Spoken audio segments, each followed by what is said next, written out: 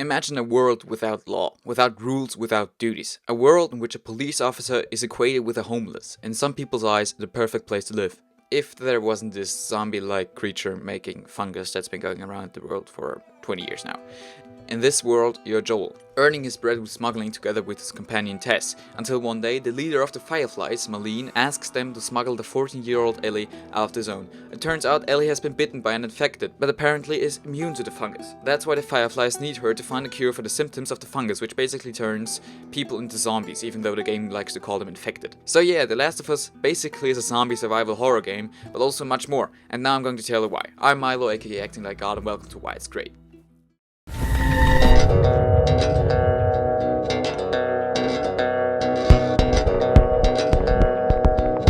As I said before, you play as Joel, who lost his 12-year-old daughter in 2012, right after the outbreak of the cordyceps fungus, a fungus that actually exists in the real world, but don't worry, it only affects insects and spiders and looks like this.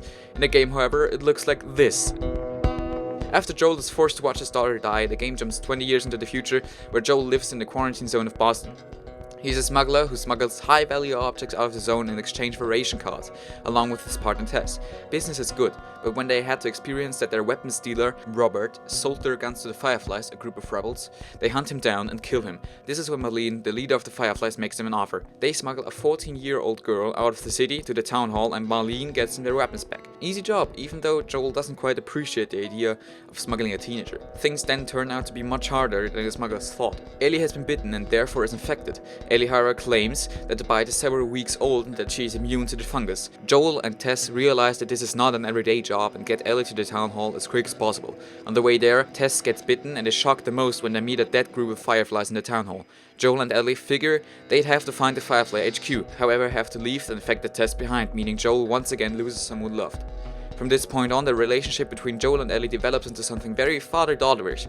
That's also my first point on why The Last of Us is great. The relationships between the characters are very believable and charming. The voiceover is done doing the motion capture. The actors of Joel and Ellie did a superb job. The dialogues are full of emotions as well as the non-verbal communication between them, and that might sound weird, but still I just love how the characters move.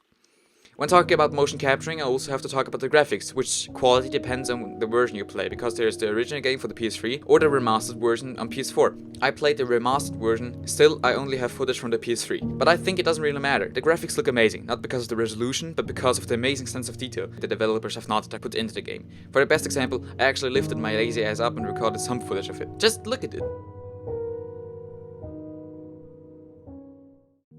This is the combat system, which is typical for Naughty Dog. Small crosshair, which widens when shooting long bursts, simple cover system and little ammo. You can also melee attack, which often is even more effective than shooting, because enemies tend to wait in their cover forever until they show yourself. Also, they can take a lot of damage, even with headshots. This is why the stealth mechanic in The Last of Us is very important.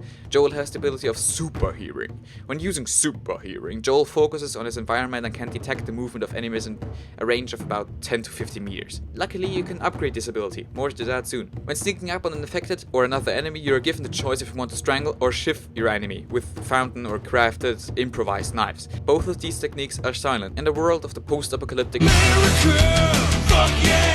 you can find many resources such as alcohol, bandages, pills and much more. With these things, you are able to craft upgrades for weapons, improvised knives, first aid kits and even grenades. With pills you can upgrade your skills, like Joel's super hearing, your max health, or how often you can use a shift until it breaks, and some more things. When crafting something, Joel needs to put down his backpack and craft it in more or less real time. He also has to use first aid kits that way.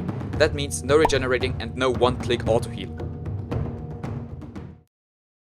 Okay, I think I covered most of the most important parts. If I forgot something that has been really awesome for you, leave it in the comments. Also, if you like this video, feel the freedom to leave an upwards pointing thumb and share the video with your pet.